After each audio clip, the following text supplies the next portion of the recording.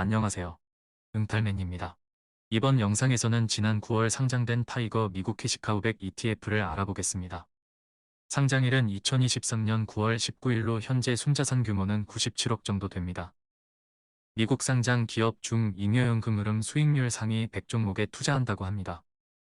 잉여연금 흐름이란 기업이 벌어들인 현금 중에서 회계에 표시되는 금액이 아닌 실제로 회사에 유입된 돈을 말합니다.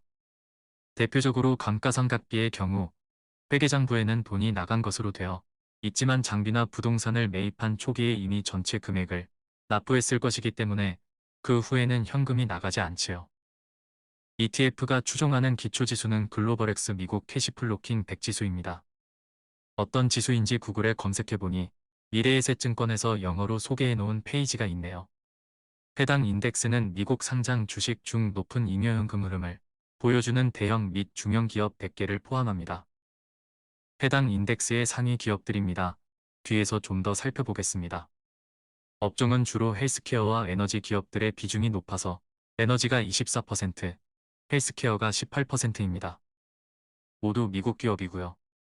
미국에는 같은 지수를 추종하는 플로우라는 ETF가 상장되어 있습니다.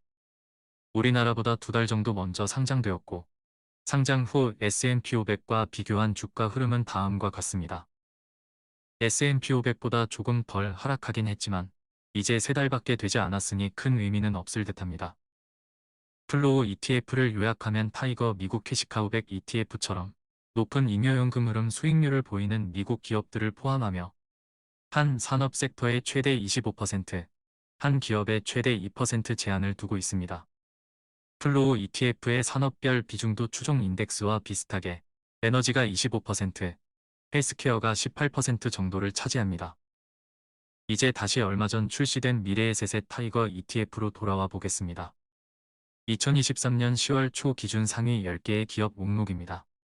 1위의 마라톤 페트롤룸과 3위의 쉐브론, 10위의 코노코필립스는 정유회사, 2위의 VM웨어는 클라우드 컴퓨팅 및 가상화 소프트웨어 회사이며 4위의 부킹홀딩스는 부킹닷컴, 아고다, 프라이스라인, 카약 등을 보유한 여행 예약업체, 5위의 매켓은 헬스케어 업종에 속하는 약품 도매 회사이며 6위의 발레로 에너지는 에너지 및 발전소 운영회사, 7위의 CF 인더스트리는 세계 최대의 질소 비료 회사이며 8위의 예비는 바이오 의약품 회사, 9위의 스틸 다이나믹스는 철강 생산업체입니다.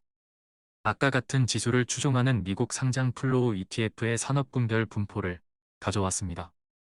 정리해보면 석유와 천연가스 생산이나 석유 정제, 판매 등 에너지 산업 분야가 약 25%를 차지하고 그 뒤로 헬스케어, 제약업체가 18%, 소비재가 16% 정도 됩니다.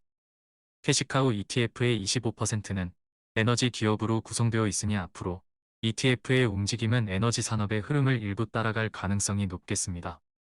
따라서 단순히 잉여연금 흐름 비율이 높다고 매력적이라거나 무조건 전체 시장 지수보다 상승할 것이라고 예측하기는 어렵다는 것입니다.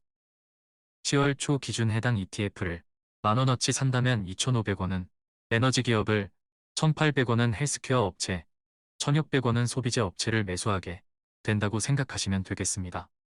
마지막으로 ETF의 기본 사항들을 정리하고 마무리하도록 하겠습니다.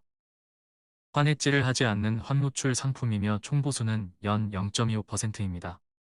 분배금은 매월 마지막 영업일에 지급한다고 되어 있는데 상장된 지 얼마 되지 않아서인지 아직까지 지급 내역은 없으며 금융투자협회 사이트에도 아직 전체 수수료를 확인할 수는 없네요.